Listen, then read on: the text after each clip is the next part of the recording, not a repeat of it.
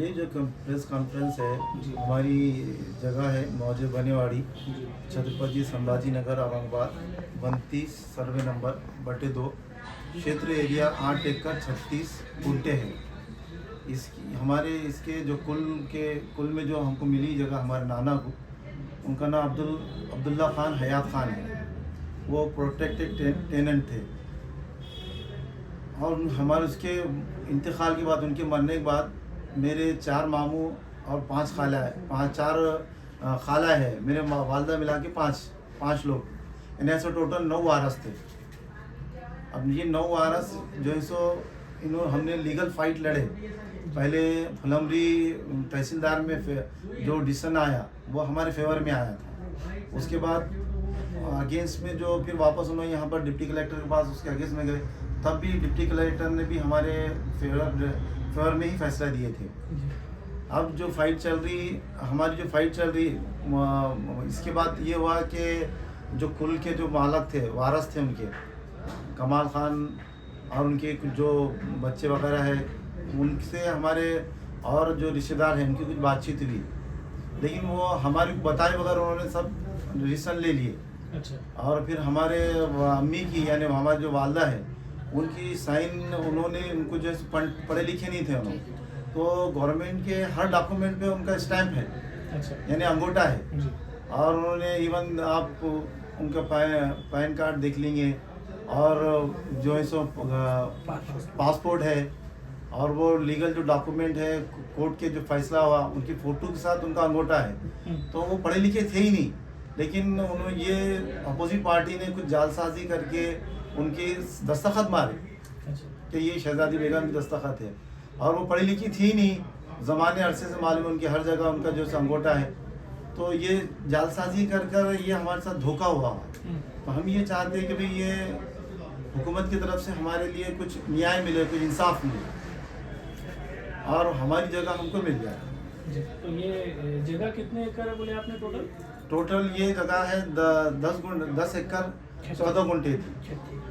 हाँ, तो वो जो जगह है तो उसमें से 2 एकड़ की जगह उन्होंने मूल मालक की वास्ते में कुछ तो सौदा किए थे, हमको बताए नहीं। वो अपना तौर पर उन्होंने फैसला कर लिए थे। ये जो जगह है ये वर्ग एक में आती है या 2 में आती है? ये वर्ग एक में आती जगह, टेनेंसी है। टेनेंसी। हाँ, टेनेंसी। जी। तो अभी आपकी मतलब क्या डिमांड है प्रशासन से या कानून से? आपकी मांग क्या है? भाई हम ये चाहते हैं कि अभी हमको न्याय मिले, हमको इंसाफ मिले। जी। हमारी इतनी बात करना है हमको। तो अभी आप कितने लोग इन्वॉल्व है प्रॉपर्टी में?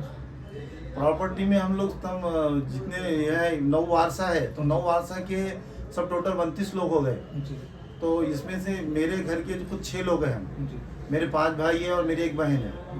तो हमारे वालदा का हिस्सा हमको मिल जाए, हमारा ये बोलना है कि हमारे हिस्से वालदा का हिस्सा हमको दे दे। केस जो है सो तहसील में केस चल रहा है ये। जी। एसडीएम साहब के पास। जी। तो एसडीएम साहब के पास केस चल रहा है और उम्मीद ये है कि एसडीएम साहब हमारे हक में फेवर में इंसाफ दिला देंगे। वकील साहब से के क्लाइंट है, हमें बताए प्रॉपर्टी का जो स्टेटस है उस ताल्लुक से आप क्या सफाई दिए सर? उसमें क्या बताएंगे, क्या क्लियरेशन? मौजे बनेवाड़ी ये यहाँ पर जो है तो सर्वे नंबर 32/2/O, जिसका टोटल एरिया है 3 हेक्टर 95 आर, तकरीबन हो जाती है आपके 10 एकड़, 9 एकड़ 36 गुंठे या 36 गुंठे के करीब होती है। जी। तो इसमें जो है तो मेरे जो क्लाइंट हैं जी। इनके नाना अब्दुल्ला खान हयात खान, इनको जो है तो प्रोटेक्टेड टेनेंट बोल के डिक्लेयर किया गया था। ऐसा उनके नाम से सर्टिफिकेट भी इशू हुआ, विलेज यादी जो होती है उसमें भी उनका नाम था। तो हैदराबाद टेनेंसी एक्ट के हिसाब से अगर एक कुलदार है या जो प्रोटेक्टेड टेनेंट है, तो वो उसके मरने के बाद जो है तो वो उसके राइट ट्रांसफ़र होते हैं उसके विरसा के तरफ। तो अब्दुल्ला खान हयात खान के इंतकाल के बाद इसमें जो है तो उनके 4 बेटे और 5 बेटियां, जिसमें से मेरे क्लाइंट की वालिदा शहजादी बेगम, इनको भी एज ए लीगल है राइट हासिल थे। और इनकी वालिदा की बहनें भाई ये सब मिलकर जो है तो पिछले 10-12 साल से कंटिन्यू लीगल फाइट कर रहे थे उस ज़मीन के ताल्लुक से कि वो जो कुल के राइट है, हेरिडेटरी राइट है, वो हमको मिले, हमारे नाम से ज़मीन लग जाए बोले। तो उसमें बीच में जो है तो 2011 में तहसील ऑफिस औरंगाबाद में वो मैटर चल रहा था। बाद में किसी एक पार्टी ने एक एप्लीकेशन किया था कि हमको यहाँ के तहसीलदार पर जो है तो भरोसा नहीं है, लिहाजा इसको किसी दूसरे ऑफिसर के पास ट्रांसफ़र किया जाए। तो कलेक्टर के ऑर्डर के मुताबिक वो मैटर गया था आपके फुलंबरी तहसील को, और तहसीलदार फुलंबरी ने फिर उस मैटर में जो है तो एक डिटेल इंक्वायरी करने के बाद ऑर्डर पास किया और ये हेड किया कि शहजादी बेगम यानी अब्दुल्ला खान के जो भी विरसा है, जो लीगल हेयर्स है, उनको इसमें जो है तो कुल के राइट है बोलकर। फिर उस ऑर्डर को ज़मीन मालक कमाल खान और उनके जो और दीगर विरसा थे, वो लोगों ने डिप्टी कलेक्टर लैंड रिफॉर्म के पास एक अपील फाइल की उस ऑर्डर के अगेंस्ट में, और अपील फाइल करके तहसीलदार फुलंबरी इन्होंने जो आदेश पारित किया था उसको उन्होंने वहाँ चैलेंज किया।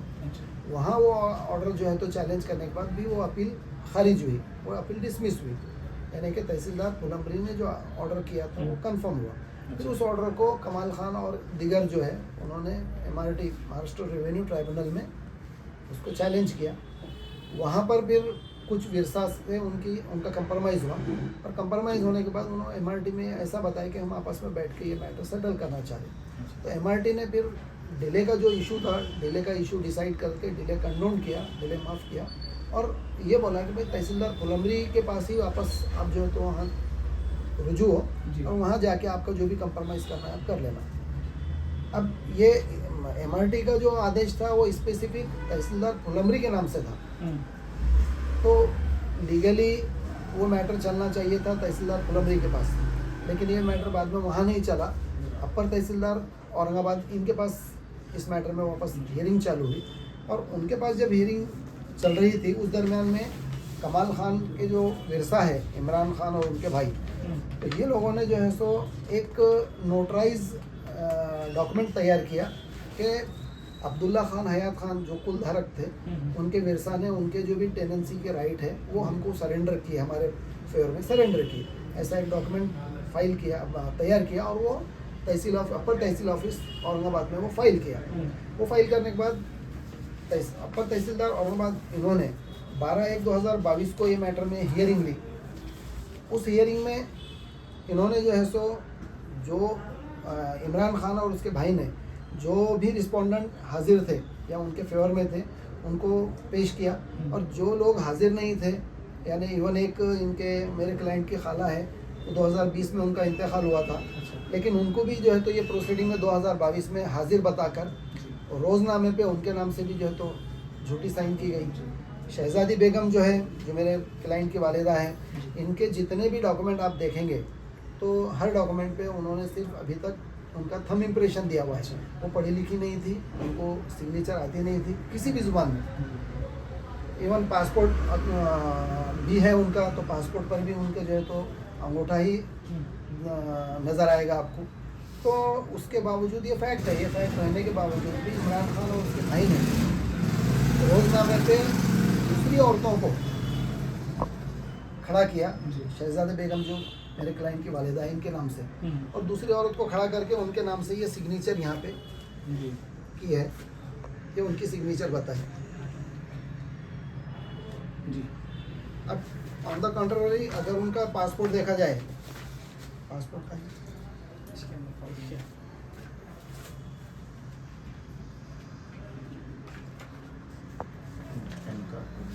ये देखिए, ये शहजादी बेगम का पासपोर्ट है,